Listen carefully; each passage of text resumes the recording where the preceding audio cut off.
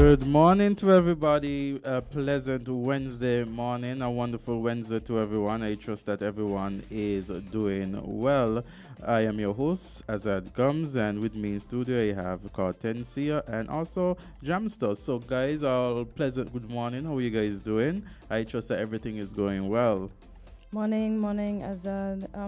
I was just looking at something that got me a little distracted. But good morning to all our local listeners in the Federation of St. Kitts and Nevis, in the diaspora. I know we have some listeners that are tuning every day. Beatrice, Princess of Melanin. We have Bro Jones. We have Gary and Fritz. We have Mr. McMahon, Jam Down, Miss Henry. The names are too many for me to remember and call. Mommy, good morning. Yes, we also have my mother listens as well. Oh, And we lovely. know we have Rusty from outside. Oh, hi. From Oh, St. how could Kitts. I miss Rusty? Well, in Taiwan Rusty. listening. I know we have Dave Livingston, In Montserrat. listening. We have so many other Yes. persons listening to Island T, and persons listen constantly. We want to say thank you so much Yep. for being a part. Of course, it's always a good feeling to know that persons are listening, persons are contributing, and persons are taking the time out to, reach out to us and say, Yes. guys, continue doing what you're doing. And so we appreciate all of you. So when we have Island Tea is not just for me, not just for Kortensia, Jamstar, anybody. It's for all of us, All okay? of us. Yes. All of us. Oh, good morning, Mishi. Good morning, Colin. You see so many names. Oh, that's what I'm saying. Good morning, Chef Rich. Good morning, Levy. Good morning, Diana. Good morning, Cindy. Oh my gosh, Cindy's an avid listener too. Yes. We hope we did justice. Yes. But as we remember, we'll say good morning. So good morning to Yes. one and all, and thank you for Yeah, joining good us morning, this Candy, morning. as well. Oh yes, Candy. Oh my gosh. Yes. And Fidel and we got a whole Yes. host and the Schneid. Good morning. Yes, of course. And then I want to say good morning to Mrs. Nevis as well. She always watches and she always gives me feedback. So Oh, so many people watch, nice. Yes. and so many people watch and give feedback. And I want to say thank you to all of you, appreciative. This is a wonderful Wednesday. So, Cartensia, what else has been on your mind? What have you been seeing? What have you been thinking? What have you been reading? Well, Diddy's not in Antigua nor Barbuda. Let's clear that up right away. Oh, I saw an article, and the article Let's say he's was the knight of the island. So people stop saying he's down there. He's not down there. Yes. He was seen in the U.S. at, the Opalaka International in Miami. Oh. So he is not in Antigua and Barbuda at all. Their jets looking the same. Yes, Uh-huh. people say whatever they say, but he's not there. Oh wow! Well, we had so many persons speculating, indicating that he was in the Twin Island of Antigua and Barbuda. Yes. And now, based on what you said, they say information confirming that he's not there. He's not there. Oh gosh. He's not there. So folks, he's not there. He's not there. Yes. So for those folks who maybe were hoping for a sighting, Diddy's not in the place. Yes. Yeah. So I also want to, I've been thinking, and I was going through some of, free movement. It is March 27th, based on what was indicated on March 31st, they are supposed to be implementing the free movement. We hear that from a press conference, we had the Prime Minister, Mayor Motley. She indicated clear guidelines, let me say not guidelines, clear timelines. So she indicated that this is going to be done this time, this is going to be done that time, that will be done that time.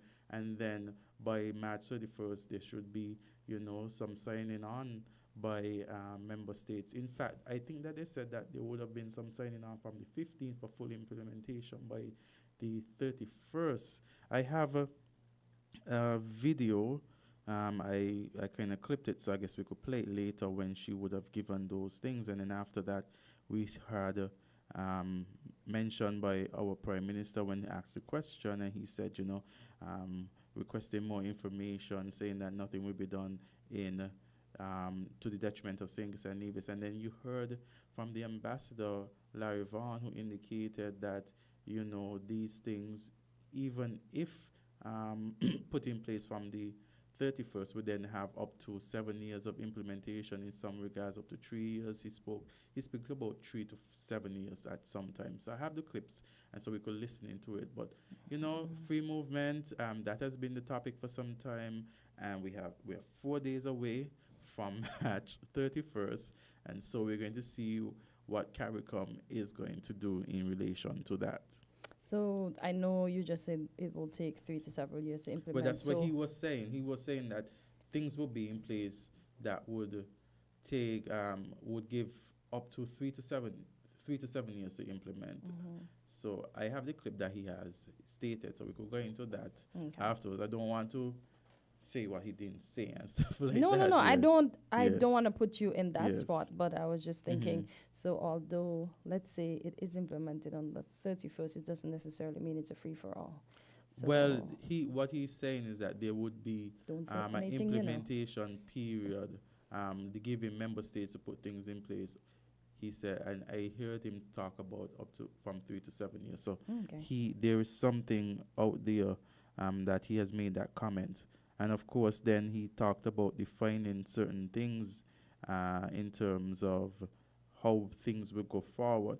But for me, what I gather from it, it seemed like on one end we have Prime Minister of Barbados being very clear in terms of this is what it's going to do this time, this is going to do that time. And then we see from our end, we are, okay, so on one end, it seems very clear. But then a lot of then afterwards, you see that more information is being requested by the Prime Minister of St. Kitts and Nevis. And then you see where the ambassador has said, these things have to be decided. It will take up to 3 to 7 years grace period to be implemented. So I'm just waiting until the 31st of March to see what's next. I'm sure it's not yourself alone that's waiting. There are plenty others that are waiting. But Barbados has its own legislation. Barbados creates its own rules. So Barbados said this is what Barbados will do. No. Well, I mean, the CARICOM, there's a Treaty of Chaguaramas which governs CARICOM nations. The Treaty of Chaguaramas is interpreted by the Caribbean Court of Justice in its original jurisdiction, meaning that any dispute that arises from the treaty, the CCJ would have jurisdiction over for its implementation. From the treaty, there would have to be, if any changes are done to the treaty that is inconsistent with the domestic law, then it would have to be changes or amendments to the domestic law to follow suit. But it will be counterproductive to sign on to a treaty that is inconsistent with your laws. So if you're signing on to something that will form part of international law, countries are to therefore implement those into their domestic law through the National Assembly. So when member states are speaking, of course, they will first look at the treaty, see whether the treaty is something that they would want implemented. And so they sign it, that parts of international law, but then they would have to take anything that is inconsistent to their national and make the amendments to the national law or implement it. So nationals of the country would have a right to enforce what has been done via international law. So there would have to be some legislative changes if something is going forward in terms of the now indefinite stay. So legislative changes would have to be made. But at the same time, one is asking the question, and what one needs to know is, what are these changes? The timeline, because you're hearing one thing in terms of, and I guess we could take a little break. When we take a little break and come back, we could play because I have what the Honorable Prime Minister for Barbados would have indicated at a press conference, and then we know what would have been said by our Prime Minister in relation to the matter, and then the Ambassador, Larry Vaughan, in relation to the matter. So, yes, we could always have that at a later time in the program, because I already, cut the videos and stuff like that. No problem, no problem. So we will wait for that. But whilst we wait for that, there's an article on WINNFM.com, and it says, Environment Minister lays out plan for ban on single-use plastic in St. Kitts and Nevis. And this article is by Kevin Brown. It clearly says single-use plastics is produced from fossil fuels extracted and creating these plastics emit vast amount of greenhouse gases. So to reduce the negative impacts on the environment and keep the 1.5 to stay alive mantra, many countries in the global community have either banned single-use plastics or made it more costly on consumers' pockets to limit use. So 12 Caribbean countries have banned the single-use plastics, including the United States Virgin Islands, the British Virgin Islands, Jamaica, Haiti, Barbados, St. Lucia, Dominica, and others. The government of St. Kitts and Nevis is moving to join the ranks and officially ban single-use plastics. So the ministry will present the NCEMA, National Conservation and Environmental Management Bill, very shortly. This bill will address the legislative needs for supporting the ban on single-use plastics. However, we are anticipating the tabling of the environmental protection restriction on single-use plastic bills, which, when introduced, would outline a comprehensive framework for banning specific plastic items.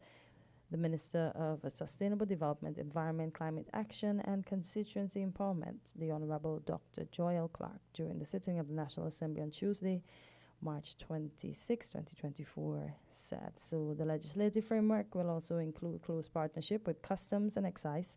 Empowered under the Customs Act, the Customs Department will play a crucial role in restricting the importation of selected banned items, ensuring that our borders serve as the first line of defense against plastic pollution. Mm-hmm. So that's good. We have talked year and year and year about banning the plastics, and we really need to see this plastic ban into fruition, because I've seen it work effectively in the BVI. So I know it can work. Mm-hmm. So I'm getting the video from what was said at the press conference with the Honorable Mayor Motley, and then we could have it played. But while we wait for that, you know that Guyana calls on international legislators to condemn Venezuela. So this is the article 16 hours ago. When I saw this, I was like, wow, we're back to this again. Yes. And so it says, Guyana on Tuesday called on global legislators to condemn new moves by Venezuela to seek to gain control of the Essequibo region that makes up about 2/3 of the Caribbean community country and is home to 125,000 of its 800,000 citizens. So addressing the 148th Inter-Parliamentary Union Assembly here, Attorney General and Minister of Legal Affairs, and it says here, Anil Nadal, said that while time would not permit delegates at this conference to collectively condemn the actions of Venezuela, there is still much work to be done. And this is a quote that I have here from, it seems to be from him.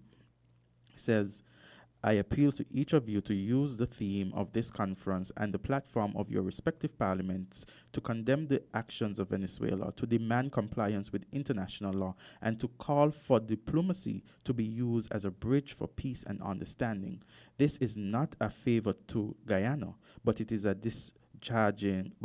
discharging a duty we owe to ourselves and indeed the world, if we are able to be true to the founding principles of this organization.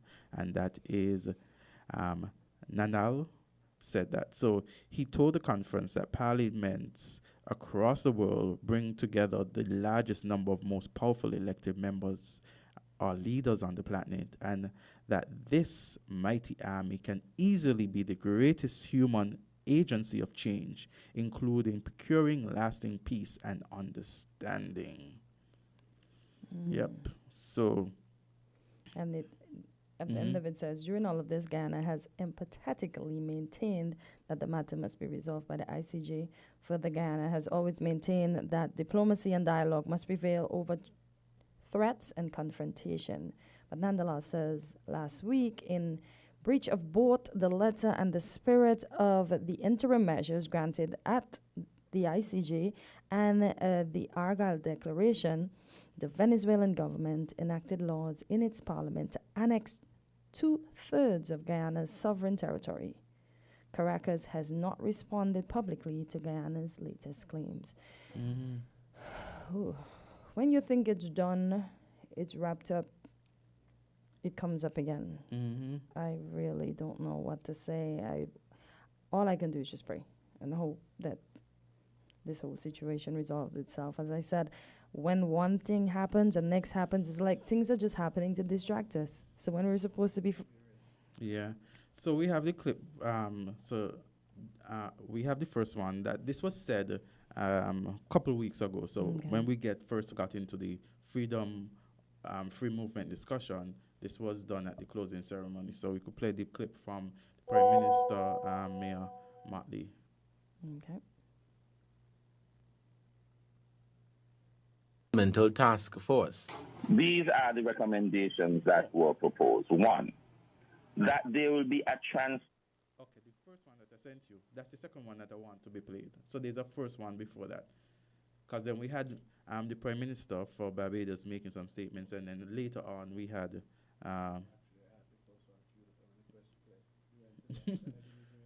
It's okay, man. Yes. So let's have the first one by... Today that we are on target. In fact, the Intergovernmental Task Force, there were just 2 policy issues that were referred to heads for us to settle, and they will meet back on the 7th of March.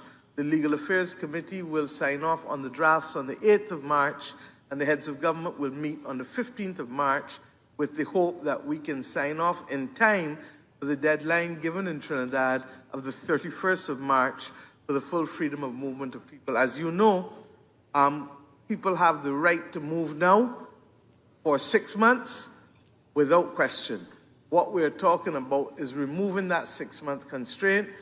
We have commitments of 15 million US from the GCF. We have the same amount from Barbados, the same from Guyana, I believe the same from the Bahamas. And that then puts us at, and from Latin American Development Bank, and that puts us at 75 million US in seed capital with 2.5 million US from USAID. It is our hope that we can reach at least 100 million US dollars in seed capital. Barbados has the draft bill for the institution, and we hope to operationalize this institution as a matter of urgency to service the needs of the Caribbean community with respect to resilience and adaptation. Motley, and then since that we had our own ambassador speak about it, Larry Vaughan. So we could play that clip for Larry Vaughan. Our ambassador to CARICOM, he spoke about it. Mental Task Force. These are the recommendations that were proposed. One, that there will be a transition period. The transition period will be of 3 years for taking the necessary actions to implement the movement for all CARICOM nationals to live and work indefinitely. So when people are asking for time, there is a recommendation for time. And it starts with a period that would be of 3 years in the first instance. According to Vaughan, that recommendation would allow all member states a transition period of up to 7 years to put the necessary measures in place for the implementation of the minimum guarantees afforded to CARICOM nationals. That basic guarantees to be afforded to all CARICOM nationals include to the rights for work, to reside, to access primary and public secondary education, and emergency health care. And also a guarantee of primary health care subject to agreements being reached on the definition of primary health care. So there's still some work to be done to determine what will fall within the parameters of primary health care, and then to determine what that will be. And fifth, you have notification requirements for carve-out on provisions. So there will have to be a period where notification happens between the member states, and then we can then move into it. So March 31st. Yeah, so he was saying that the March 31st, there's still going to be some sort of transition period even after that. So again, that's why I said, based on the statements that have been said by various persons in positions, I am waiting, and I'm sure a lot of persons are waiting until March 31st to see what is going to be the step forward, what is going to be done. Because initially we had the Prime Minister of Barbados who really gave very clear timelines in terms of this is when this is going to meet, that is when that is going to meet, this is when things are going to be thing, and then this, and then we hear now the task force saying up to giving more information through the ambassador saying that, you know, after the 31st, even if something is there, then there's a transitional period that states would have to put things in place during that time. So again, So what are the so again, we have we have to wait and see what, because we have Antigua and Barbuda that has its own reservations as it relates to it. We have Haiti, who's not going to be participating due to Not at what this is time. happening in its own country. We have Barbados was saying, yes, we are as Sharon we're said, they're fully fight. on. Yeah. And then we have St. Nevis Prime Minister says, you know, more information is needed. He's not going to do anything that it would be detrimental to the country, even though he says, you know, St. Nevis has benefited from CARICOM.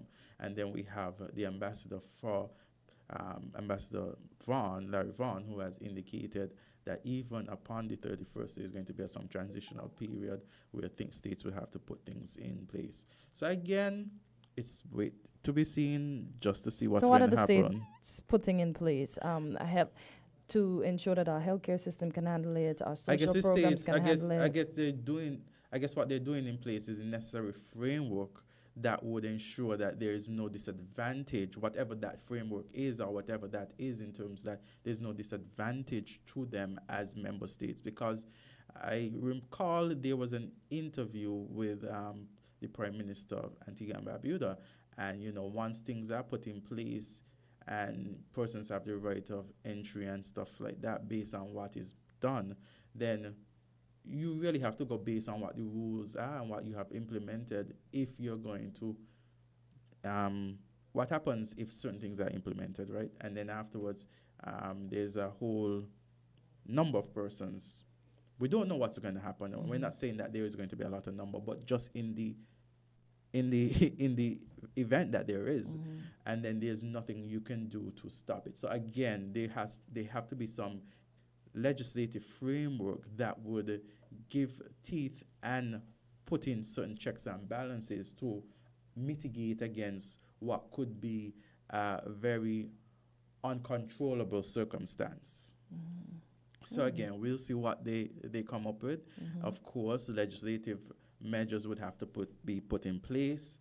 This is why, you know, you have attorneys. This is why you have different persons who are experts in different fields to come together and to try to best solve the situation and to best come up with a resolution. So we're going to see what happens. I just thought I'll highlight it because, you know, March 31st is going to be on a Sunday. And, you know, Monday is a holiday. The week is done. April 1st. Well, not the week. March is done. Yeah. March is done on Sunday. April is a holiday, so by the time we're back here with Island Tea, well, tomorrow will be our final episode for the week, because, you know, Friday's Good Friday. Yeah. And so I said, let me highlight it, because by the time anything is going to be done, we're going to have to wait until maybe Tuesday. To even speak on it. Okay, God's fair life, Fair enough. Yeah, so a lot of things, a lot of discussions to be had. And of course, I'm sure persons are waiting as well, wondering what would be said there and then, and what the member states of CARICOM are going to come up with in terms of pushing forward. Because we're hearing so many different things. You understand? There doesn't seem to be one clear voice of consensus, other than, you know, free movement has its benefits.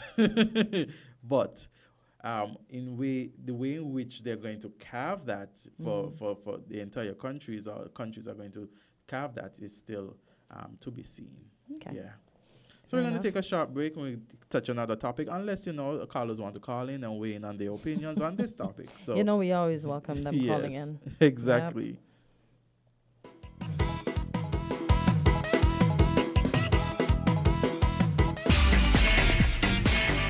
Found the sound 99.9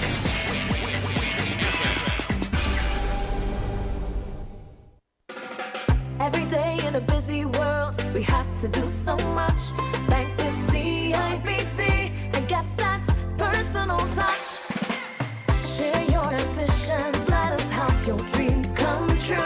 At CIBC, you're at the heart of all we do. We're on your side, we're listening, we know the way you feel. CIBC, ambitions made real. Portsmouth's Value Mart IGA is helping you spend less and save more. How, you ask? Essential Everyday and Equiline. Spend less on our Essential Everyday products and get the best quality, the best taste, and the best value. Spend less for all your family health and beauty needs with the Equiline brand of over-the-counter products. Portsmouth's Value Mart IGA is helping you spend less. With our Essential Everyday products and Equiline over-the-counter health and beauty care products. Shop smart and spend less at Value Mart, where price matters most.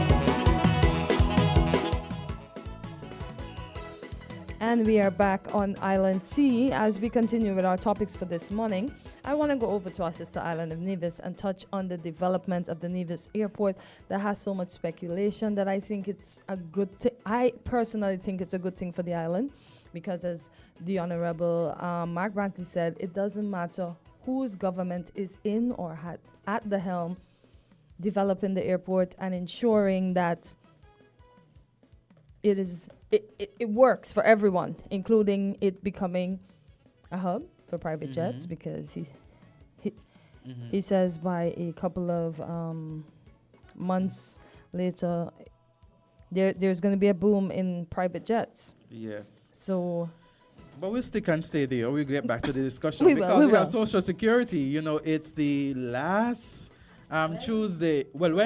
Yes. Oh my God. All these days are going. Yes. And yesterday when it was Tuesday, I was loving on Wednesday.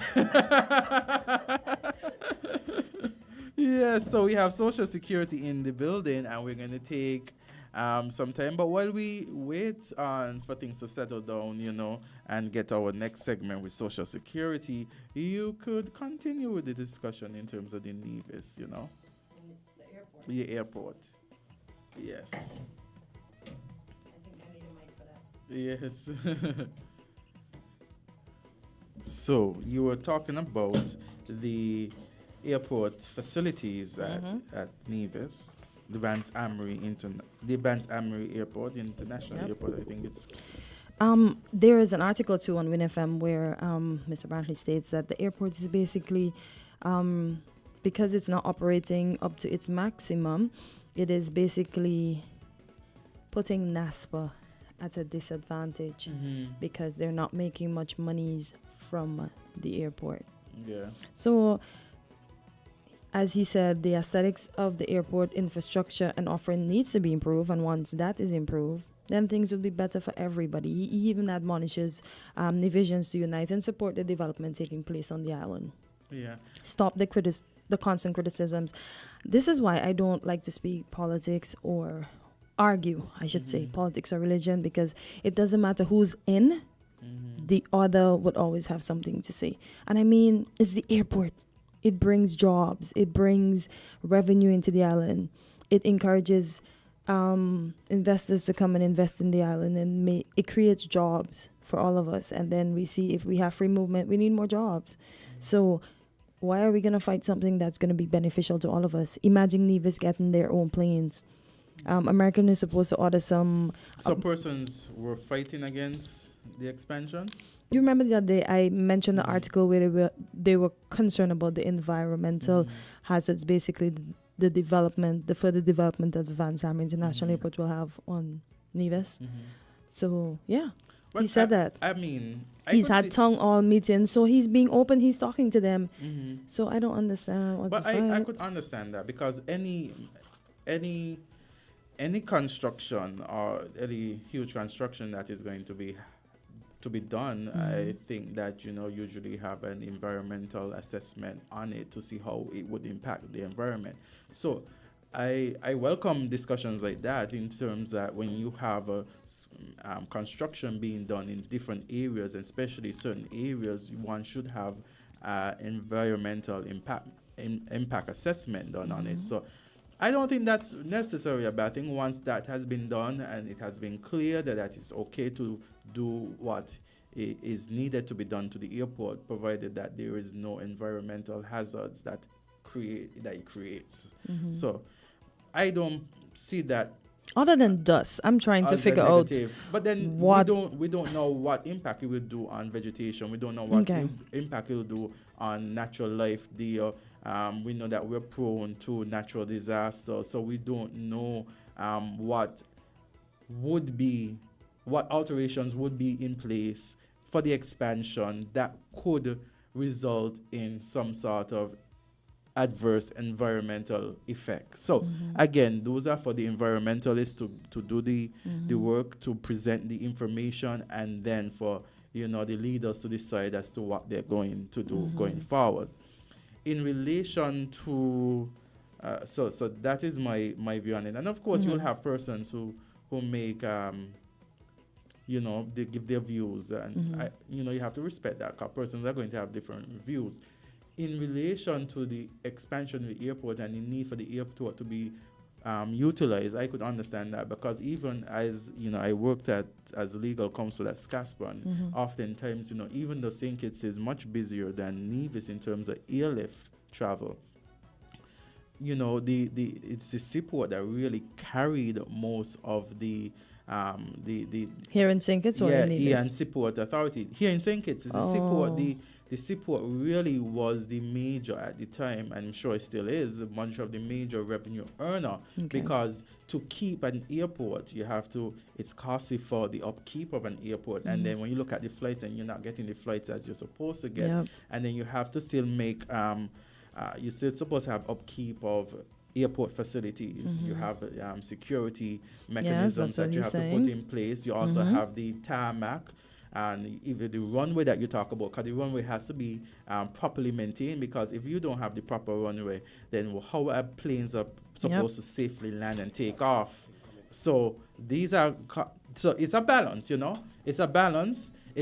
So one has to look at fully utilizing the airport as well, or you fail to be at a deficit. So yes, we have Social Security with us, and so we are in here for a treat. So even though you guys had to wait a little bit, you're going to get a treat, because I see an additional person here, no stranger to any one of us, who has joined Miss Cam. So we know that we are going to get a treat right here with Social Security. Rest of it, survivors, grant your spouse and kids get the best of it. Let me mention pension when you're 62. When you're done work hard and retire, this is what to do. Azula, how you doing? I just wanted to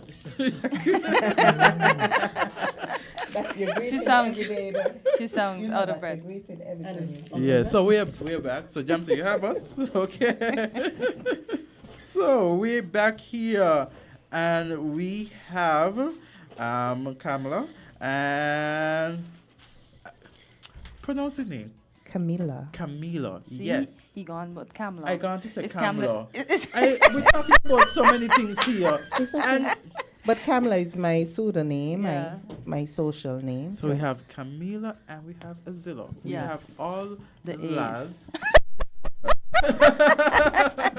All the lads in the house. Good morning, ladies. Good morning. Yes. It's good to be here. Happy Easter to everyone. I see you're in the spirit already. Yes, Yeah. so Yes. we have our Easter eggs here already too.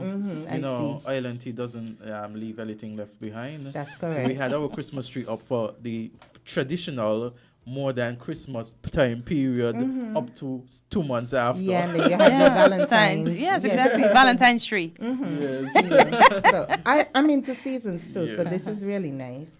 Thank you. So, you know, the season is more than the Easter Bunny. It's when we recognize God's sacrifice Amen. for us, and that is very important as a community that we still reflect on the true meaning of the seasons, right? So happy Lenten season, happy Easter, happy Wednesday to everybody. Social Security is happy to be here. I am rejuvenated after a wonderful week. So I am excited to have my partners with us, and that's why, you know, if those of you who didn't know, Azilla is a Social Security alumni, a Social Security former employee, and so she left for me to sit, and that's why the transition and so on. And full circle, we're back together working on a project together. So we have Miss Lawrence and Miss Clark. Yes. So I'll allow Azilla to use this time to say why we're here together. Okay. Certainly. A pleasant good morning to all, especially those in Radio Land. The Ministry of Social Development and Gender Affairs is proud to be partnering with the Social Security Board because we are accustomed to a language that's called a social protection floor. And social protection refers to all of the services and programs which a government or state entity does to provide for its persons. Many persons are very familiar with the social assistance sides, which throughout our history has been called welfare. But what they're unaware of is that social insurance, which is social security, plus social assistance equals the social protection floor. So we have partnered with the Social Security Board as it relates to the LIFT program. As persons are aware, the Poverty Alleviation Program is being transitioned to the LIFT SKN program. And LIFT means Livelihood Improvement for Family Transformation. And it is targeting senior citizens, 62 and older, caretakers and persons with disabilities, families, as well as unemployed persons with or without children. So particularly for senior citizens, during the Poverty Alleviation Program, because we pay directly to persons' accounts, we have a cadre of senior citizens who overlap with Social Security. However, Social Security may not have all of their bank accounts, and they're also interested in transitioning to direct payments. So we had a sit-down conversation with them, and we were like, okay, seniors trust Social Security. They love Social Security. Thank you. We love you too. They have no objections to their annual life certificate form. They call in, they engage. Social Security has the trust of that population. So how do we transition the individuals that are on our PAP now, soon to be our LIFT program, over to Social Security? So we formed a relationship whereby all seniors who are current recipients of the Poverty Alleviation Program will be automatically transferred to the LIFT program. So they have no concerns about completing the online platforms. So if you are a senior citizen or in care of a senior citizen or know of a senior citizen who's on PAP, just whisper in their ear, you're okay. No worries. All right, so we are transitioning all of those to the LIFT program. The added plus of the LIFT program is that now it will be paid alongside their Social Security pensions, or even if they don't have a pension, it will be deposited from the Social Security Board. Because this is an opportunity for, again, all of the programs, initiatives, and support which Social Security offers to its pensioners and seniors, to their non-contributory pension and just their baskets and other engagements around keeping persons healthy, would be able to be transitioned to that population. So it's just for the senior population? Correct. The senior population, their benefit, the ministry will make the required deposits to Social Security, and at their pension pay dates, the LIFT assistance plus their pensions would be there. So while they're accustomed to seeing two sets of deposits, they will see one deposit, but for the same amount. Okay. All right, so we just want to clarify that in case I'm waiting for the PAP money and I'm not seeing the PAP money. It's paid by Social Security as a combined benefit. So the added, you said same amount. Yes. So you mean we are now, so it's going to be, I understand it's added together. Correct. So but because their pensions are set, Okay, and the amount okay, for seniors okay. is the $500. Yeah, that's what I'm So trying to that's- find out. Yeah, so that's the Okay. combined benefits, which they should see. So just for combined benefits. clarification, so if you had pension, and just give you a Of figure of course. 500, and you had the PAP that you were That's getting, what the I'm trying to 500, get. you'll now get $1,000. Correct. Okay. Deposited, Got and it. the line in your account will say Social Security. Will no longer say, you'll not see a separate line that says PAP deposit. Okay, fair enough. Yeah, that's what I was trying to figure out. Correct, yes. The So additions. once you have your Social Security pension value of whatever amount, you will be added, or as we say, topped up with the $500 that was previously PAP, but now LIFT, and that deposit will show up in your account as Social Security. I don't know what title it is, but it will show up under that line of Social Security. And that allows us to be able to, again, foster these relationships as agencies involved in social protection, and capitalizing on, of course, the trust and confidence which persons have in those. And to be honest, sparing us some time to be able to deal with the case management, Yes. which the more complicated families Yes. require, because we don't want to leave our seniors. Yes. We already have collaborations with youth aging and disabilities, so their senior day center programs. All of those seniors will be encouraged to attend, because I think, Camilla, you've been there before, making presentations on retirement, wills, Social Security. All their questions are answered there. So it's almost like a driving force to make sure that we provide reliable services to our seniors, and that are in a friendly manner. So these seniors who are going to be getting the lift will have to qualify for the lift? No, they're No, automatically yeah. put in. Yes. Okay. Because again, social protection is about taking care of the most vulnerable. They met the threshold requirement when we did our re-registration process in 2022. And again, we've been challenged to apply a much more customer-friendly approach. We have a lot of information on the persons who've made applications for public assistance, and therefore we already have your information. And so those persons, though the threshold for lift has reduced, it doesn't affect our seniors. Because again, it's one of those things that we figured, they have built our federation. From our analysis, their major expenses has to do with healthcare related matters and special diets. And therefore, it's an investment to put in them, because they are history holders. They've built our federation from where it is, and they can also do a lot as it relates to, I know, youth aging and disabilities has programs to put them back into schools, because we have children that are growing up with non-traditional grandparents, have never had. It's they're 44 and you don't want to go out still. Yes. So they don't get the stories, they don't get the Vicks rub down and the lemongrass. Grass tea. And so these seniors can really go in there and give that nurturing that many of our young persons, because family has changed. You have to have 2 or more jobs or high paying jobs of a certain level to just live So at the standard you when want. you say senior, for persons who have yes. In their mind to know who qualifies 62 years and over. 62 years and over. And Ms. Clark, do you have to be signed up for the lift in order to receive the lift? Correct. You must be current beneficiaries. We Okay. will be opening up the platform a little later in the year for new persons to join. That But was my this is next our, question. This is our commitment to those that are currently recipients of PAP. As a part of your transition, this is an add-on where it will now be, the payment portion will be transitioned over to So Social let's Security. say I wasn't on the lift. I wasn't given lift before, and now I want to go to the department and I want to sign up for lift. What can I do now? Right. We are in discussions with our Youth Aging and Disabilities Ministry to be able to handle that, because we have transitioned to an online platform. It just makes things more seamless for us, green, environmentally friendly, accessible to persons, but we understand that we don't also want to leave out the other population. So our Youth Aging and Disabilities Unit has home care officers that go around the country and see to our seniors and are connected within that. So if there is a senior citizen who is in particular dire circumstances, yes, we encourage persons to reach out to Youth Aging and Disabilities. They will deploy the officer to make the visit, certify their situation, and always make the referrals to us.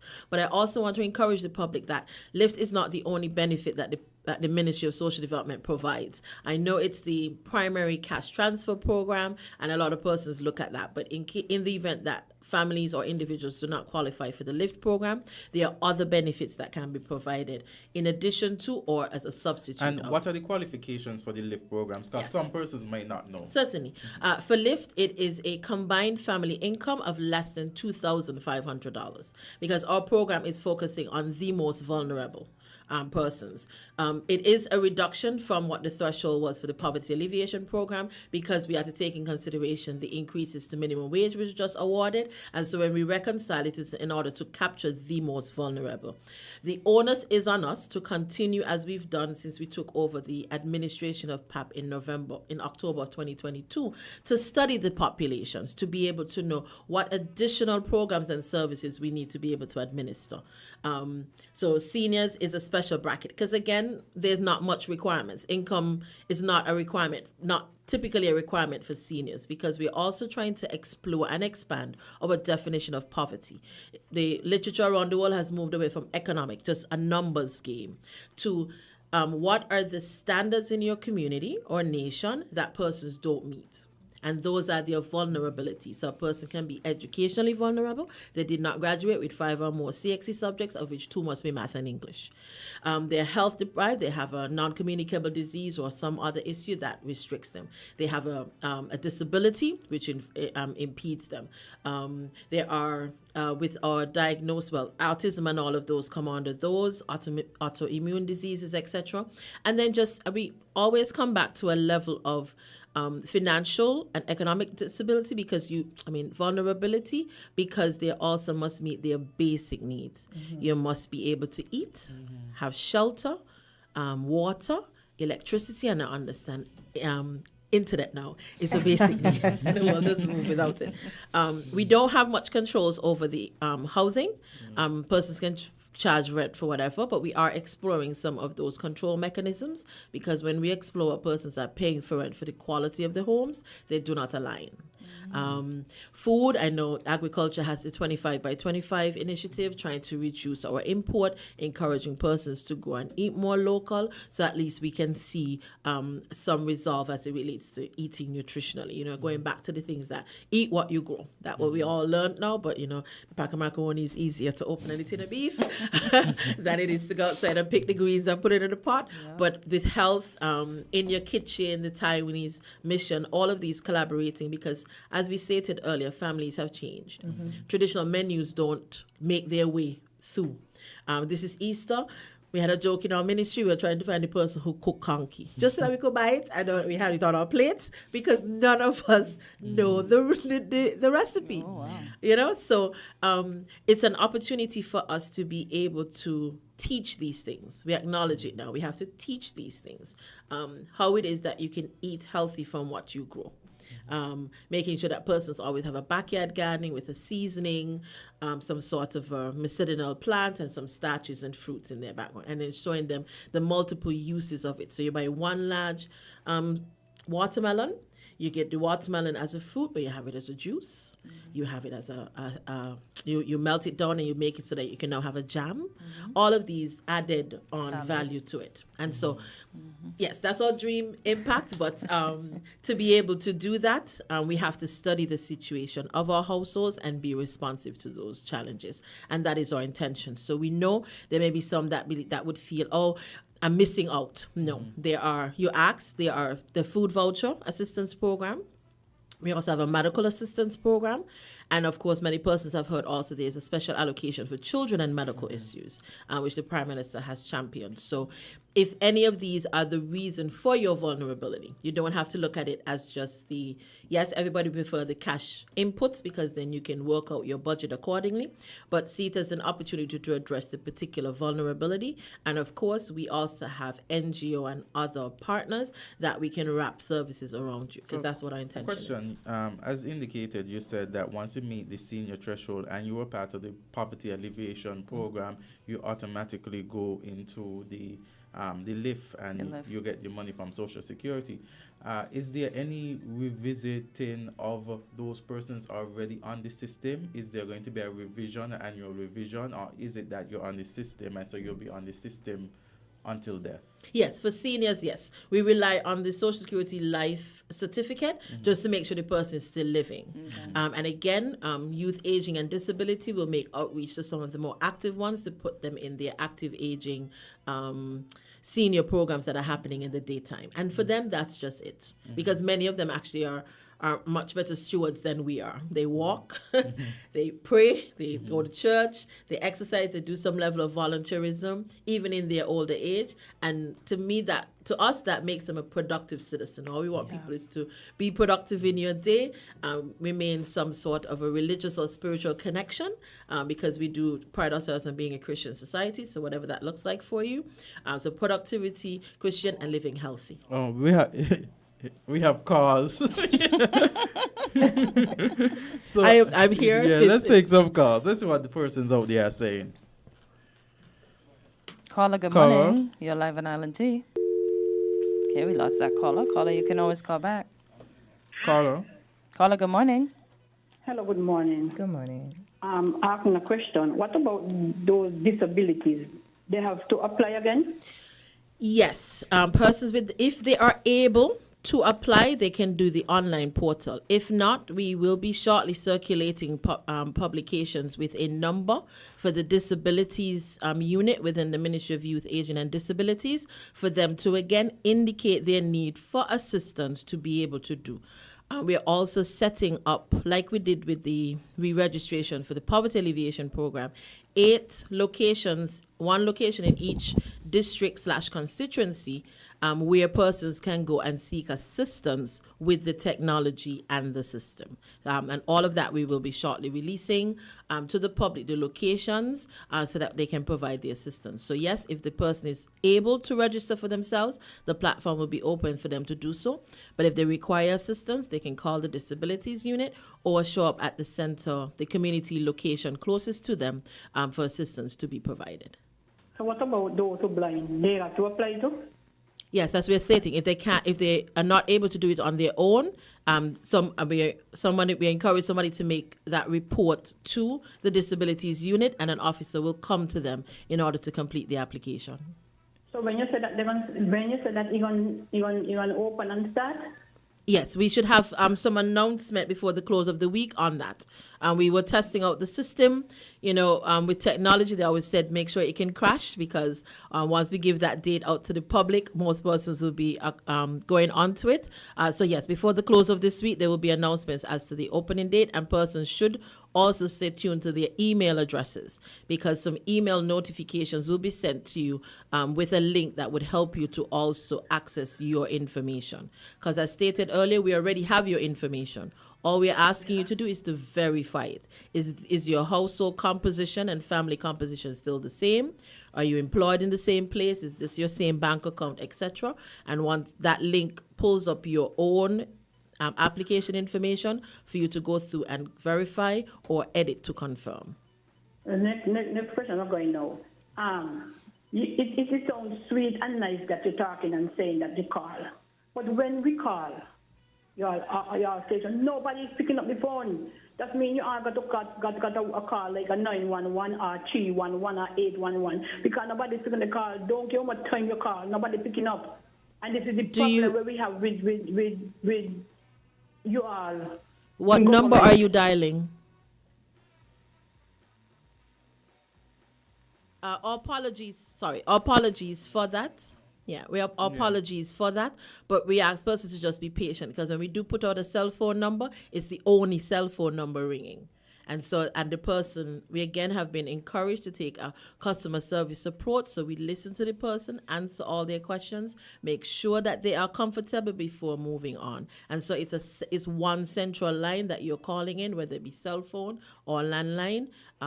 There will be some notifications for WhatsApp messages, and email communication is there. So we will try our very best to get through to you at all areas. We have a caller. Go ahead. Yes, good morning. I'm here listening contentively. People over 70 years, so they got to resign again? No, ma'am. Anybody over 62? No, anybody over 62 does not have to access the portal to provide any information. Your information will be automatically transitioned to the new program and shared with Social Security for payments starting in April. Oh, okay. When Social Security for it, I go automatically on your account. It goes automatically to your account. That means you got to resign again then after you're over the age, 60-something going up. Are you registered already? If you're registered Yeah. with the LIFT or PAP program already, there's no re-registration. So it'll be an automatic transition from PAP to Social Security. So when you go to your bank, or some of you have more banking, when you look at it, you're going to see Social Security. So it will combine if you have a pension at Social Security plus your LIFT. That is what you will see under the line Social Security. So no worries, you do not need to re-register. Okay? Okay. All right, thank you for your call. I just want to again reiterate that we are excited about this collaboration, especially at Social Security this year. Our theme is to transform, reform, thrive. And this transformation also means internal mechanisms and to work more closely with our strategic partners. So we're excited about the joining of forces this time, because sometimes this is where the seniors come for everything. They hear social assistance, Social Security. They hear PAP, Social Security. They hear water bill, Social Security. So we welcome the opportunity to serve, and we are excited about the evidence in the pensioners' confidence in what Social Security do. We want this to translate way beyond the pensioners into every element of our society, because Social Security is an important facet of economic stability. Yes, we have another caller. So caller, you're live on ILNT. We have Miss Clark and Miss Lawrence. Yes, good morning, Azard. Good And morning. good morning, the visitors to Island T. Thank you. I got some questions, I want to know why the Prime Minister do not come in town hall fashion with you to the ladies, to the public. Why uninformed? Why you uninformed? And my next question, why is it these pop and these left and these steps, why is it all of a sudden they want to attach them to Social Security? Somebody gonna get in problem with the money, Somebody gonna get in problem with Social Security money. Because they was on platform abusing every minute people are going Social Security. And look what's going on. Come on. All we need is checks and balance with this money. But I don't feel like them things supposed to attach to Social Security. When people don't work, they want the money, And some people in this country don't be target. Have a good day. This is Jam Dong talking, Okay, I want to thank you for your call, and I want to assure you that this collaboration has already been proven through the very first transition of the CBI dividend payments.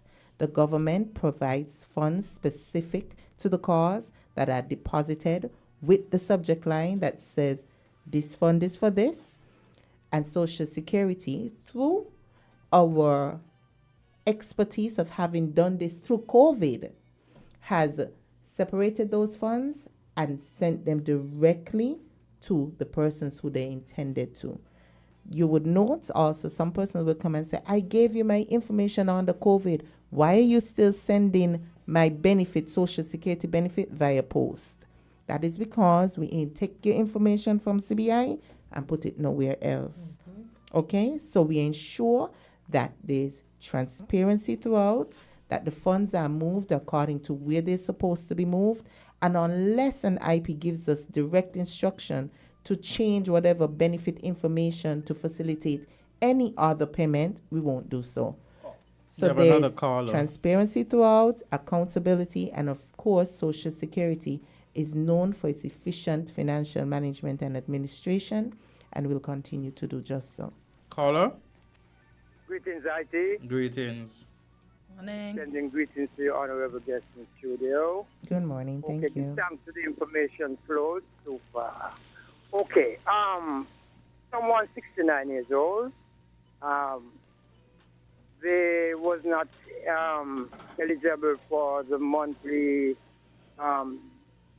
monies from Social Security to just get one payment. They said they didn't have even enough thing. But this person received the $500 monthly. What's the situation going forward? Would they have to reapply?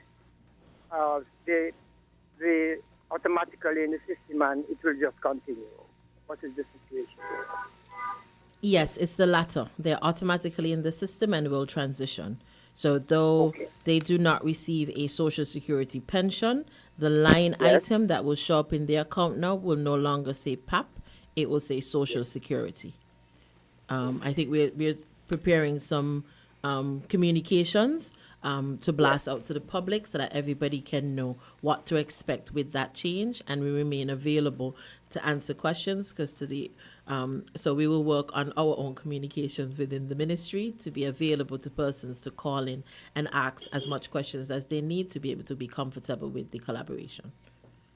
Thank you very much and best wishes. Thank you. Thank you. Yes, next caller. Oh, okay. It dropped, so we have to ask that caller to call back.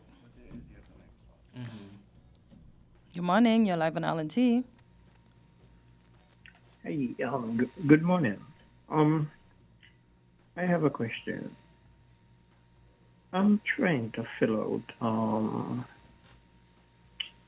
a document online,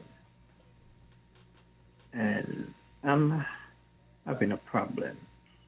One, I do not remember the name of my employers. I think one of them passed away. So my thing is, how do I go about the applications seeing that I cannot remember the names? Are you speaking about the specific name of a person or a company name? Well, a company. Well, not really a company, government agencies. So you don't recall the government agency? I know them, but at least one of them doesn't exist anymore. That's okay. So you'll put the agencies and not an individual, because we understand it may be difficult to remember individual names, but once you recall the general agency department, go right ahead. Okay, and one more thing. There's some WhatsApp numbers. I've been calling them, and there's no answer. Where are you calling these numbers at? The social department or Social Security? Social Security. Okay. It was expressed earlier.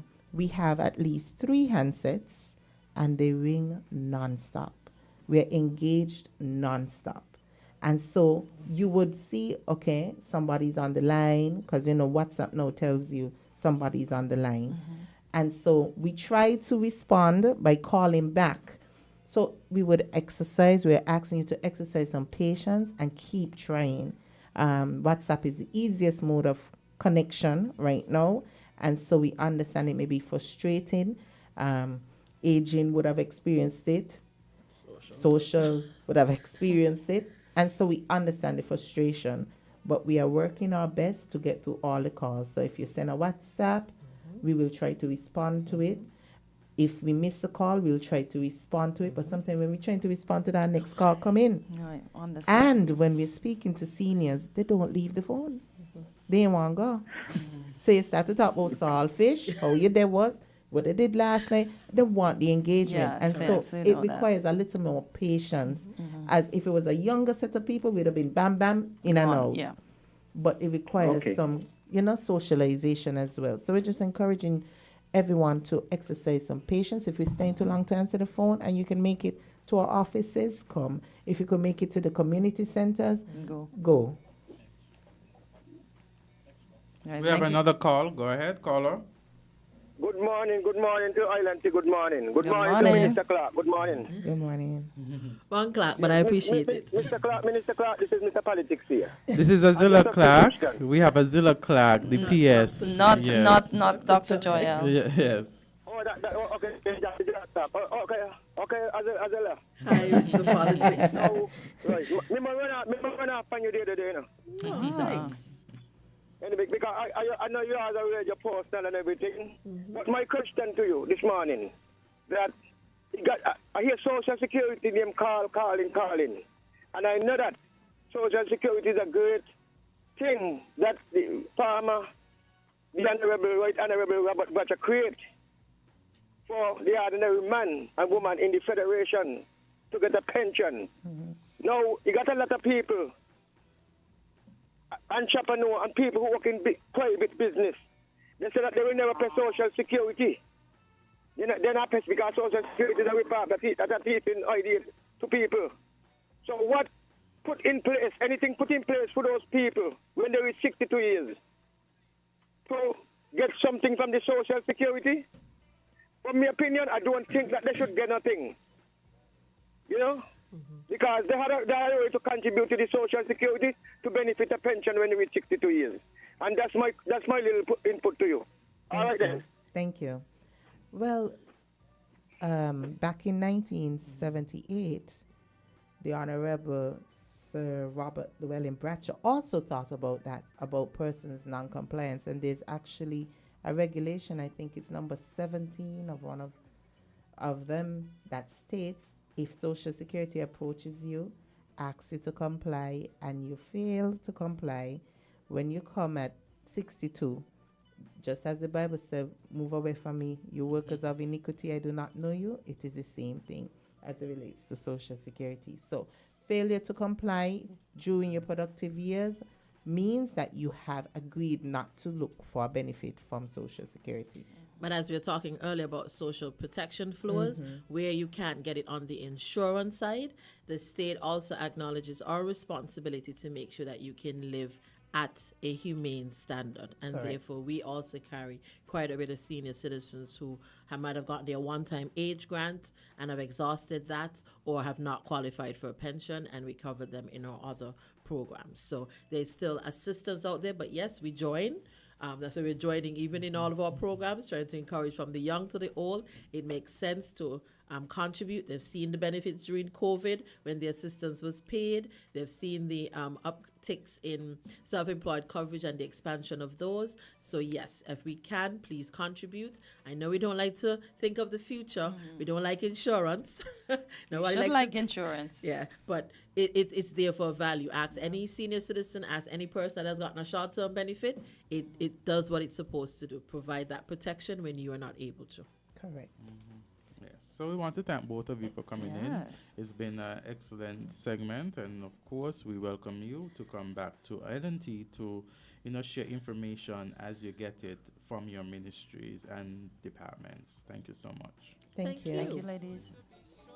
Your benefits, sickness and maternity, I'll tell you about the rest of it. Survivors grant your spouse and kids get the best of it. Let me mention pension when you're 62.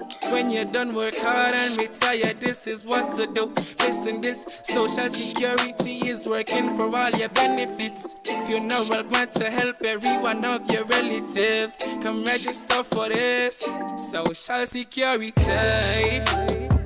Social Security. So every time you get your pay, Social Security. WINN is 98.9. 98.9 is Win FM. Buildings damaged by an earthquake are dangerous. This is not the time for sightseeing. You could be in personal danger and your presence could hamper emergency responses. Also, stay away from areas prone to landslides, low-lying coastal areas, lakes and streams that lead to the ocean. Do not head for the coast until local authorities tell you that the danger of a tsunami has passed. Curiosity can kill. This message is sponsored by the Australian Government, AusAid, and produced by NEMA in collaboration with WIN FM.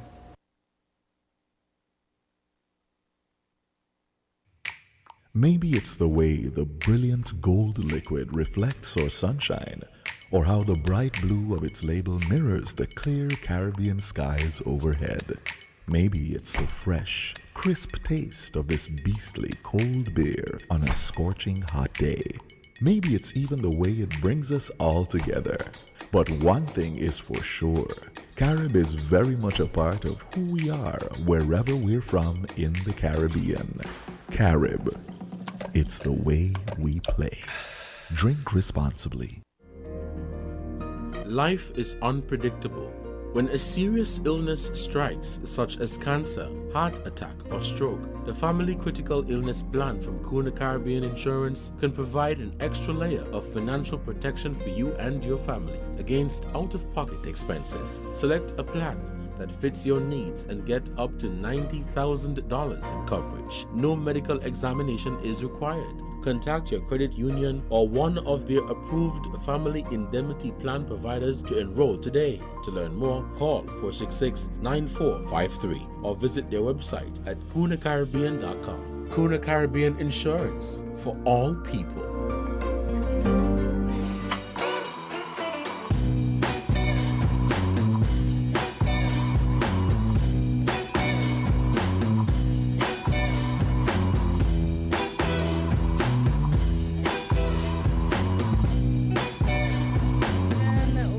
Back on Island Sea, and before we left for our Social Security monthly report, we were talking about the refurbishment of the international airport in Nevis, and for that I'm going to actually pull up the article for those of us who did not get a chance to read it yet or are privy to it.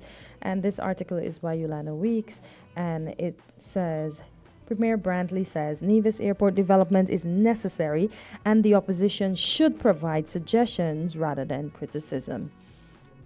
So public consultation on the Vance W. Amory International Airport project has been held in 2 of the 5 districts in Nevis. However, some individuals in attendance at the consultation have questioned the procurement process, feasibility study, the project funding, environmental impact assessment, and commencement date, amongst other things.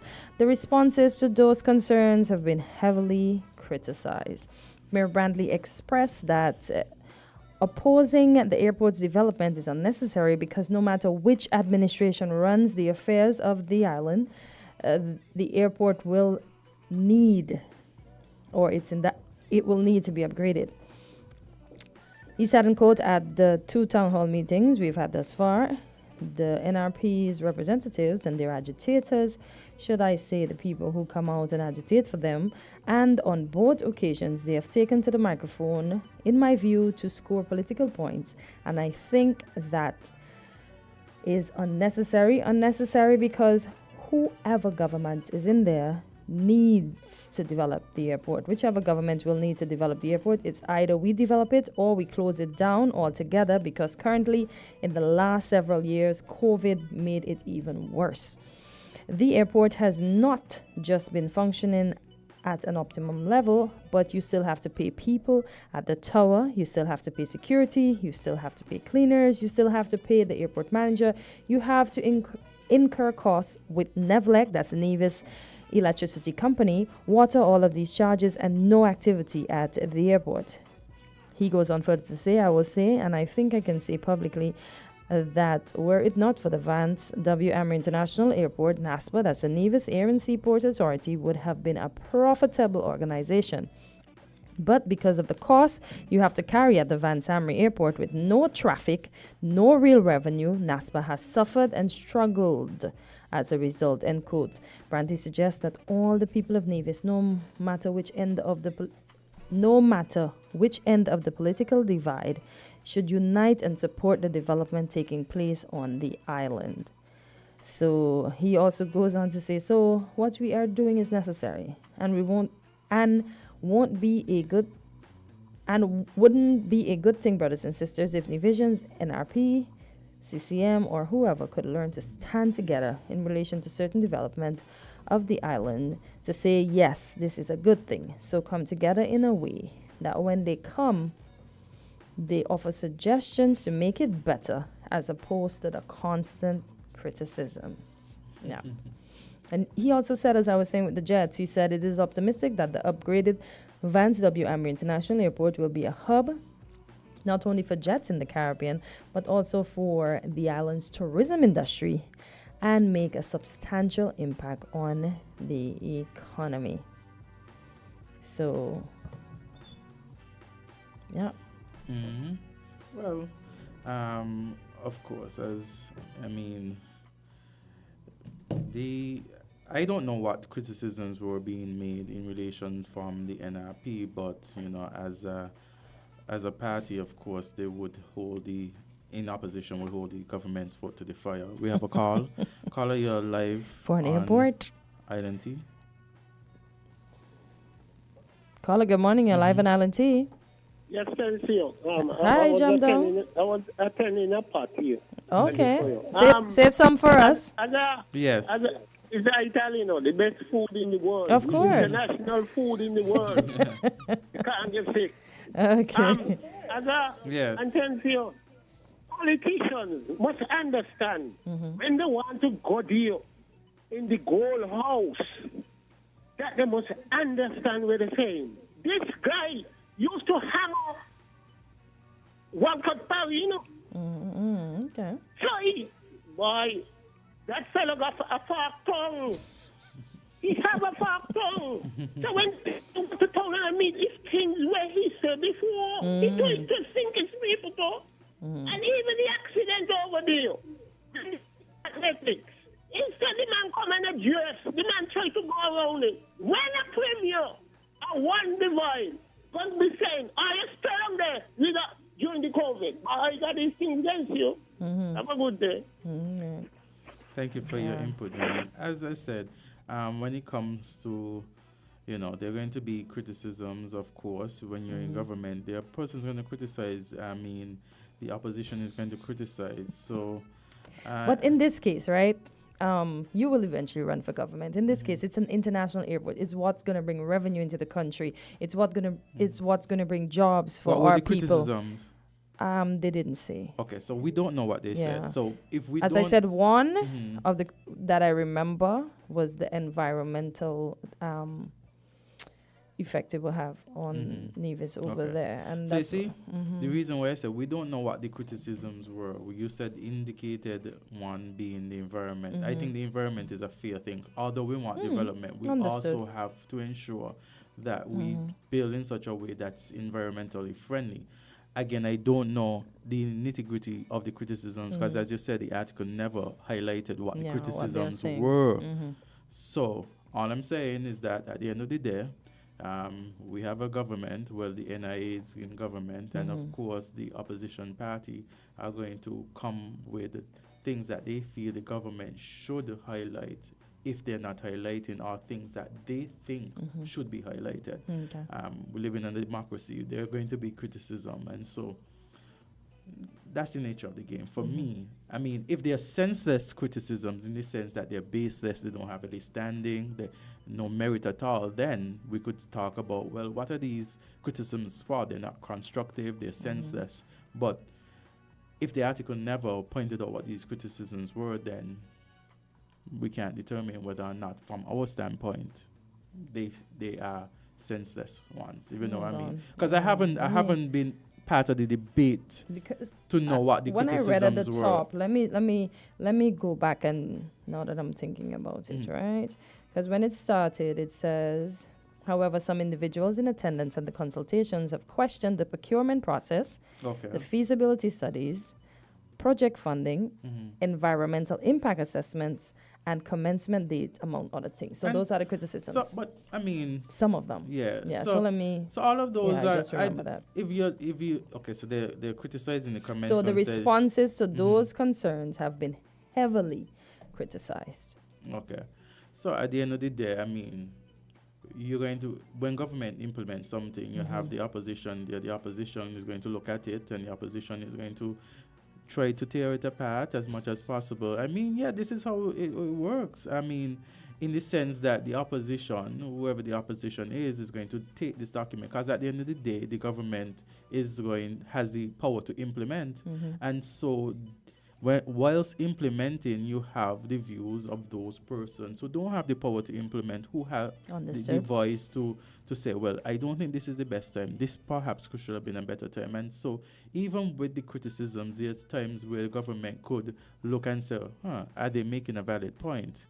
And therefore make changes. I often ask, and as I said I don't like arguing politics or religion.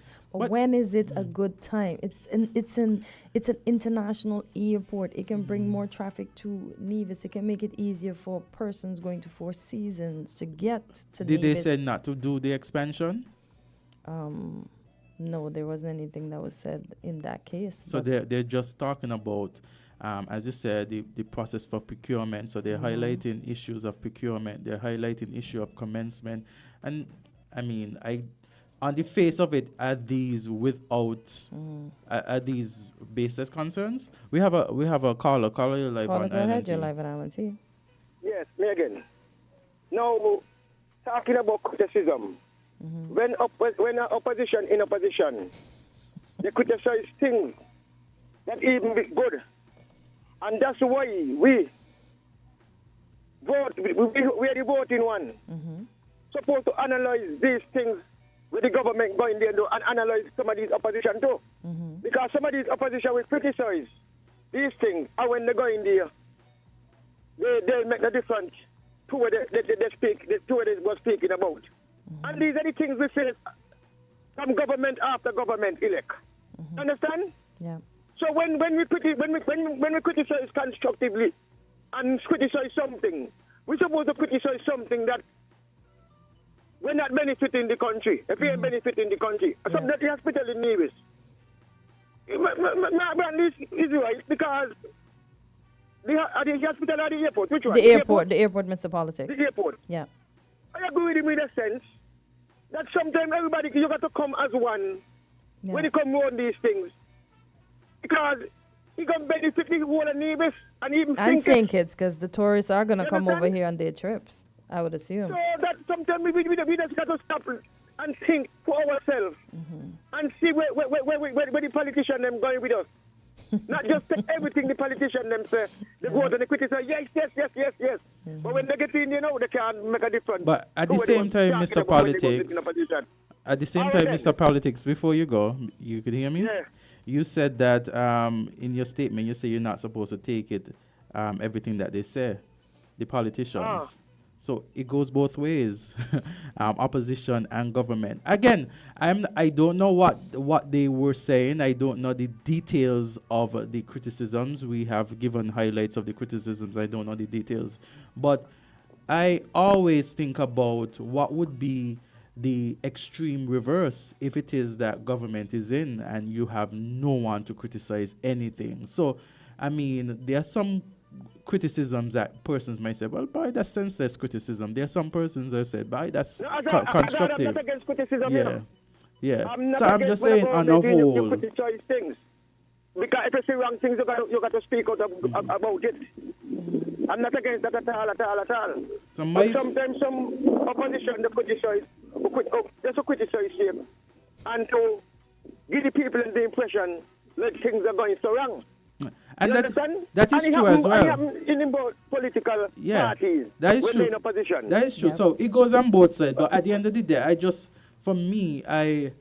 don't want us, well, I would hope that we don't promote the fact that, that opposition shouldn't be very hesitant when it comes to criticism. Because I think criticism... No, I'm not against opposition at all criticizing. Not criticize constructively. Criticize when criticism remain to criticize. Not criticize because you want to con the people out there and mislead the people out there that this government doing something wrong when you're going to benefit this country. All right then. Okay, thank you so much. Thank you, Mr. Politics.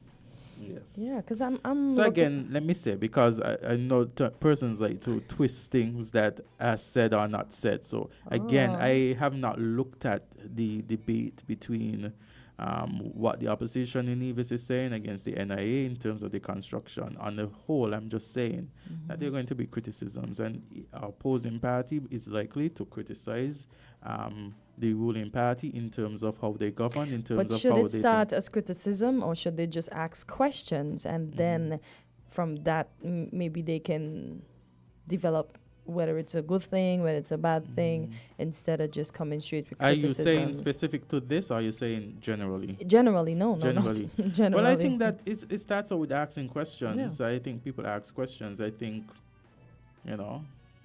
But what if people come, okay, let's say we have an issue going on and people already have their formulated questions and thoughts in their head. As Mr. Politics would have mentioned, you support a particular party and then they fill your head with this, so you didn't think for yourself. You come with what you know to ask But that a particular happens on questions. both sides, Yeah, I even know. in But I'm opposition just or saying. government. But shouldn't you look at the benefit of what is happening and then make your own decision on what you should say? I and think what you shouldn't say? that is what the end result is. Okay. You have something proposed. You have someone who's saying these are the little things. Okay. We have a caller. Caller, Caller, go you're ahead. live on You're live Island on Island T. Yes, good morning. Hi, Mr. McMahon. I know it might be, some people might say semantics or, nuance, just being nuanced. But I think there's a slight difference between criticizing and critiquing. Okay? When you criticize, it suggests, I think that's a harsher term than critiquing. When you're critiquing, you're basically assessing whatever it is with a view towards improvement. Okay, that's totally different, I think, from criticizing, and I think people get mixed up between them. Okay, like I said, it might be just semantics, but certainly, right. One of the things that we've had here now, after the last election in particular, is that the role of the opposition some people seem to want to redefine the role of the opposition. Okay? Yes, there are occasions when some matters require unity of purpose and everybody can get behind it. But generally speaking, in a parliamentary democracy, the role of the opposition is to oppose. That's their role. Right? Don't tell me that that the opposition is supposed to be a quasi cabinet minister. The leader of the opposition is supposed to be a quasi cabinet minister. We're not saying that. We're just saying. No, I'm not saying. Okay. Saying that. I'm just saying that what appears now, for instance, with the current leader of the opposition, it seems as if it's almost like he's on the government side when he shouldn't be. You see, I know it's almost like a conflict of interest. Yes, he's the premier of Nevis, for instance, and so he must cooperate with the Prime Minister of the Federation. But at the same time, he's leader of the opposition and therefore must critique the government. Right? There's a conflict there that I think makes some people uncomfortable. Well, doesn't he critique the government when he needs to critique the government, Mr. McMahon? Does he? You listen to the parliament, right? Listen to the leader of the opposition, and then listen to the other members of the opposition. I would have thought that at least they would be somewhat on the same page if you're in opposition. You mean all the opposition parties? Yeah. Okay. There'd be at least be critical or critiquing the government, all right? Because you're in the opposition, okay?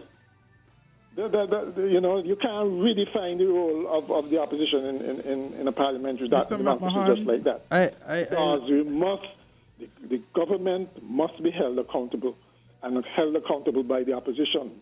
Okay. Yeah. Right? Mr. McMahon. It's not the opposition. Who else? Who's going to do it? I like how you put it. There are going to be the occasion where there is need for national unity, but the primary role of the opposition is to oppose, to look for alternative views, to look for alternative opinions, to see how things could be better, to present an alternative. And also to present themselves as the alternative. So right? at the end of the day, You can't. Some people may like the chumminess, right? But I don't think that it serves the public well when the role is redefined like that, right? If that was the case, then and with regard. Before you go on, because I think you're going on to the next point. If that was the case, then you'll have just one party, and then you just change up leaders within that party, and sometimes you might even have one party system. Yeah. So right. So I mean, that's not how it works in a parliamentary democracy. If you want to change the whole system, fine. We have constitutional reform, and we hammer out a new system. But in our current system, that is the role of His Majesty's loyal opposition. We inherited it. Until it's changed, until we develop another system, that's what we have right now. Okay? And what I was going on to say, actually, is still related. Mm-hmm. How, with regards to the airport, of course, this is the time when you're supposed to critique the project. Overall, I think it's a good project. It will be a good project for Nevis when you look at what Anguilla has done, for instance, how their tourism is booming. It is a good project, how they've been able to attract carriers and so on. It is a good project. But that does not mean there aren't concerns that should be addressed in whatever the agreement is, the proposals are. There are things there that may not necessarily benefit Nevis in the long run, and the opposition has a right to point those out. So if they're not going to do it, who else is going to do it? And I understand that, but what about the airport development do you think, Mr. McMahon, would not benefit Nevis in the long run? I don't know the details of the agreement. Okay. Yeah, and right? remember, those Mr. Mahan, should be public. I know there are consultations. Before you go on, because this could aid you in your answer.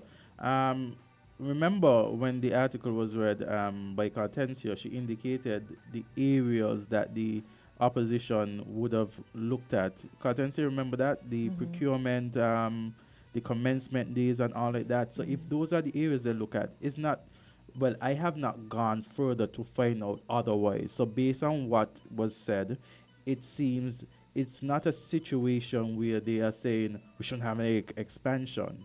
That based on what is being in the article, but it's the way in which, in terms of procurement, those kind of things. And I think so. There was an issue of, it seemed as if some sovereignty stuff was being yielded to the developer, right? Or the government in Nevis would be paying for the operation while the developer manages it, or something. There's something along that line that I remember raising an eyebrow about, because we don't yield our gateway to any developer, regardless of how much money they got. Okay. I think there were those kinds of questions, and so but what I'm saying is, you have a big, massive project like that being undertaken. You have to incorporate a lot of consultation with not just the people who developing the thing or the government side, but the public. Okay. I mean, I don't know what the EIA may say, for instance. I have no idea. But the articles also said, Mr. McMahon, that public consultations on the Van Samory International have been held in 2 of the 5 districts in Nevis. So they have had time. Right. And that's good. That's good. As a matter of fact, it's probably a good model in the sense that any major project, any massive project should have that type of consultation. Yes. I think here we tend to, where the government is having a project and the government knows best, and boom, they're going ahead with it. Yeah. And So the public consultation is always important, especially in projects like that. It is. But It's always I think important. because we have to take a thing. short break now. So go ahead quickly. Yeah, one last thing, right? The opposition really should be criticizing that hospital hospital construction in Nevis. I mean, I can't think of a project.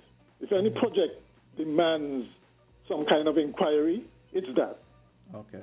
From the beginning to the end, because apparently there was no, again, the procurement stuff was in terms of from the drawings right up to the actual construction, right? It needs, and it's been there going on forever, right? I mean, if any project demands that kind of an inquiry, that should be it. Okay? And the opposition has every right to be holding the government's feet to the fire when it comes to things like that. Okay. Yeah. Thank you, Mr. McMahon. I mean, if the opposition don't ensure that the government is accountable, then who will, you know? Okay. So, I mean, that's just Understood, my fair enough. I was broad- just looking at it from a perspective that will benefit everybody, but to each his own. Yeah. Okay, so we're going to take a short break and we'll be right back. Stay tuned.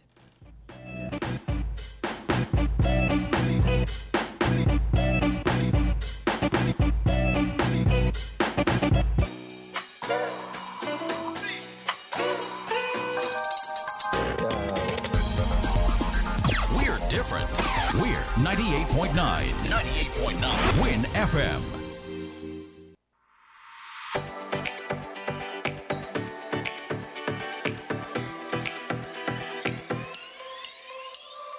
Rams the good food people always there to serve you. Rams the good food people, locations right near you. Rams the good food people, in-store specials for you. Rams the good food people. Rams. When you need better service, Rams is always here. Better value, better prices. Rams is always here. You want your loyalty. Rams is always here. We are community. We are family. We are family. Rams for you and me. We are community. Rams for you and me.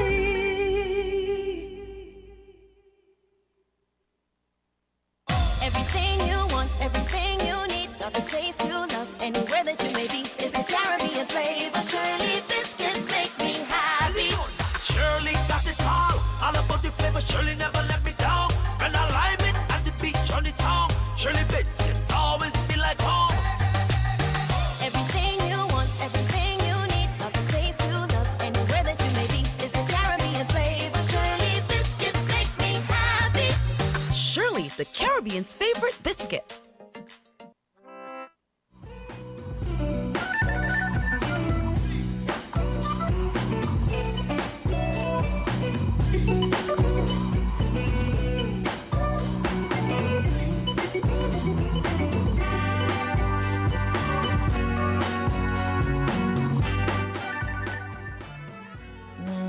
And we are back, and I have a little comment here on the YouTube page, and Steve Mill says, the cost to who? No one is against the extension. The cost to the people of Nevis, that is the problem, for the benefit of a few. He's basically saying, so let the few take the full cost. That is what is needed. So government shouldn't be implicated in that. But you were mentioning it being federal, where once it needs... Oh, wow. So we should have had one entity. Yeah, because, we should have had one entity. So that, because we need... When I look at our international airports, I'm like, oh boy, I don't think we are up to international standards. And I don't say this with any mean intentions or anything, but just to say that the average airport is a bit more better than ours. Yeah, we need to work on them. Callers, go ahead. You're live on LNT. Good morning. Yeah, me again, politics again. No, Yes. I do not believe that the opposition leader will work well with those Sean and Dr. Harris. Because let me tell you, the opposition leader done in government. And I believe that we might should do. He either Sean or Dr. Harris the leader of the opposition because he done in the government. He's the premier for Nevis. And I believe that he tell himself if he pressure the government will put pressure upon him to get wherever he wants for Nevis. That is my opinion. You understand? So you think he's just working with the government to ensure that Nevis gets what is due to Nevis? Well, that is just it. That is just it. That is just it. He's looking out for Nevis. But Mr. Politics... You all him always say that he's looking out for Nevis. So anyway how Nevis could get it, he will take it. So do you think it's wrong that... Because I don't really follow politics, I don't really like speaking on politics. Have you seen him speak up against anything that the other opposition leaders might think this present administration is doing wrong, or is he basically sucking up? Mr. McMahon is right. Opposition is there to oppose and to criticize things, to get things done. Okay. For the people. Okay. But he ain't doing that. A lot of things, the government is right to make them perfect. And a lot of things out there the people don't feel pleased about. Okay. Even in Nevis, because people complain to me. And here's the leader in opposition, as the opposition leader. He wouldn't go in the parliament and just all those things. So I believe that, as a fear, either Shana, Dr. Harris should have been the opposition leader. He could have let them be that, but you know how we go. You know how the politics go. They won more seats, so... You understand? Yeah. And this is my opinion. Okay. All right then. All right, thank you. Another person on the Facebook said the role of the opposition is to get alternate government. An alternate government does not necessarily oppose everything the government does. We have a caller. Caller, you're live on ILNT. Good morning. Hey, good morning. I keep wondering what it will be like, and it's kind of mind-bothering to have people like Dwyer Astafan and Mr. McMahon to be paid advisors. Because it appears to me like the things that they bring to the people and they will give to the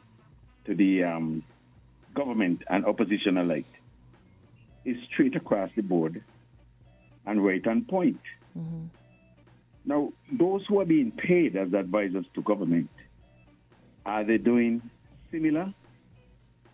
How come some of the errors and mistakes that they make, nobody have been held accountable for their action?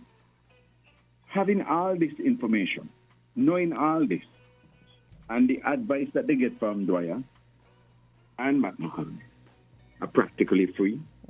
And not really free, because most of these people does their research. Yep. And because they maybe cannot find the ears of those who are in authority, they come to the general public and they say how they see it. There are lots of times that they say how they see it is on the point. So why aren't these issues are not looked at closely and the recommendation are taken into consideration?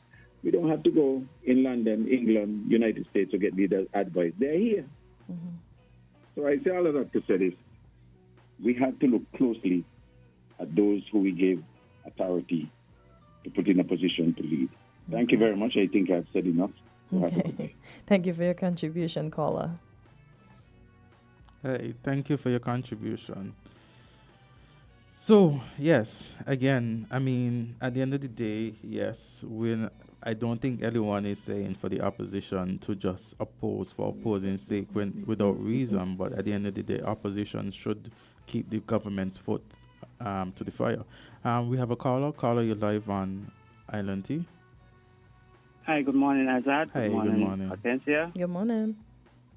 I wish to weigh in on the situation when it comes to the airport on Nevis. Yeah. Grand Family International Airport, as it is called. Yes. Yeah. And I all applaud the upgrading of the airport. After all, I think the Premier had made the point that the airport is there. If you upgrade the airport, I don't really foresee it being upgraded to an airport that might accommodate the 777 like the British Airways and the like. No. But private jet. Mm-hmm. And it can only be down to a reciprocal situation where if persons comes on the jet that comes to Nevis, there will be persons that will come over to sink it. Yep. Just like it is done now where persons come to sink it and they will go over to Nevis. Yep. The benefits that would be derived is that the farers, the water taxi and the the operators for the ferries, they'll we will see revenue. What we are seeing now in terms of marinas, we're seeing more yachts that are coming here, and that all speaks to it. Some will come via yacht, some will come via flight. And I laud that, politics aside, there will be always criticism. Of course, an analysis of the environmental impact will be done, and that will be passed in flying colors because it's not that they're constructing a brand new facility. The infrastructure of the airport is there. There might be expansion and the like. So the environmental impact, I don't think that will be able to stall a project that Nevis needs in that magnitude. So reciprocal. I'm a taxi driver. I'll able to go down to the ferry terminal or over to the water taxi and ply my trade for those who come on Nevis and want to come over. Just like how I take my guests up to yesterday, I took my guests from the airport to the water taxi. It speaks well for more development, more revenue into our economy in various aspects of it. So I'm all for it. The politics is going to go. And let us start to develop our nation. Let us see the big picture for what it is. Because other administrations are going to enjoy it. Case in point, now, we accommodated the icon of the seas as a third cause yesterday, and a pair that was being criticized by certain persons that are probably in government now, when the former administration was there. Politics is going to always be politics. Let us start develop our nation as we ought to. Thanks for listening. Okay, thank you so much. Thank you for your call. So, yeah, at the end of the day, I don't think, let it not be said that we were here talking, saying that we don't promote the expansion of the airport or, having more flights and everything like that. That wasn't what we were saying here at all. It was more about a discussion about opposition government. We have a caller. Caller, you're live on Island T. Yes, I'm just trying to pick up what my brother in Africa left off. Azard, you think that the people in Nevis don't want the development? You think they don't understand the spin-off in St. Kitts Nevis? We all for the developing of the two islands. That is what is vagabonds being come saying. What people are stupid, we earn the Campfield points from the past, We thinking, and them kind of things, them kind of politics gone through the door long term. You see my one leader from there, he just said some kind of things that put people to things, especially this young generation coming through. When I come in this region, I talk. A lot of these young people that be asking me. But when I hear some of them talk, they don't talk like who's street man on the road. Well, I come from Bratcher and Simmons, You understand? So, I a little more voice, but I understand where they're coming from. When leaders say some things like you don't think. This university thing don't kill a lot of them, you don't hang them suicide. for the ignorance and nonsense where they become telling poor people. Poor people are stupid now. We have been through it. We learn it. Have a good day there. This is Jam now, eh? Yes. Thank you. So again, when it comes to this discussion this morning, we're not saying that, the expansion of the airport or getting more flights or anything is not good, and that there shouldn't be increased productivity of any member or island. So let's not get it there. I think what it came about is in terms of, criticisms in terms of the role of the opposition and the role of government, talking about baseless criticisms as opposed to constructive criticism, and the right for the opposition to keep the government's feet to the fire to make sure that they are accountable. If not the opposition, then who? A lot of persons rely on the opposition. 9:54, you're live on Good morning, INT. Azard, and good morning, Kortensia. Yes. Good morning, Miss Henry. Yes. Well, I'm still giving God thanks for Jesus. Yes. He's the peacemaker. Yeah. And he does what he has to do, and he says what he has to say. Mm-hmm. Now, our politicians on all sides, they're under the impression that once they've been elected, they don't need anybody's input. Miss Henry, not cutting you, but we have to ask you to be brief because we have to leave in like 2 minutes or less. We have 1 to leave, minute. We have to leave in a minute. The firemen coming No, today? they're not coming they're today. not. We have to carry the press conference. Yes. That's going to happen shortly. Who having it? Nevis? The Honorable Mark Brantley. Oh, well, before I go, I was very disappointed yesterday when he got up and did not even support what the person for number 10 Nevis was saying. It looked really funny because there's somebody from your side, your party. And he wasn't saying we don't need, but he's saying, look, the HR has a role to play. And when he got up and so, I was disappointed.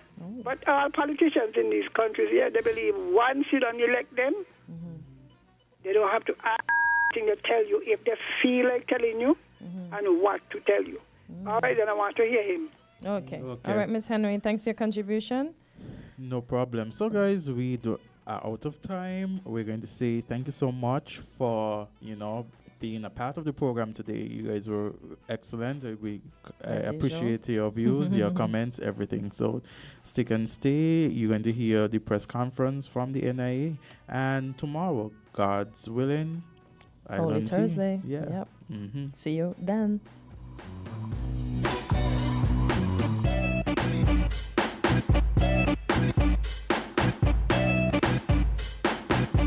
We're different. We're 98.9. 98.9. Win FM. Fruta. Fruta full of vitamin thing. Real fruit juice. Not full of vitamin. Pop open the goodness, just dive in. Fruta every night, fruta every morning. It's the amazing taste and quality in fruit juice you've come to know and love. Anytime, anywhere, any occasion. Fruta is your tastier, better, healthier choice. We got the vibes, Fruta. Real nice, Fruta. And for the families, remember to pick up the 1 liter. This is an important announcement from the Development Bank of St. Kitts and Nevis. The Development Bank is conducting an important exercise to update its records. From March 18th to May 10th, 2024, independent evaluators will visit properties held as collateral. To accurately assess market value, they'll need to access both interior and exterior areas. We kindly ask for your cooperation during this time. If you have any questions or concerns, feel free to reach out to Ms. Bristol, 465-2288, extension 1113, or via email at kbristol@skndb.com. As we continue making a sustained positive difference in your life, we say thank you for your understanding and support.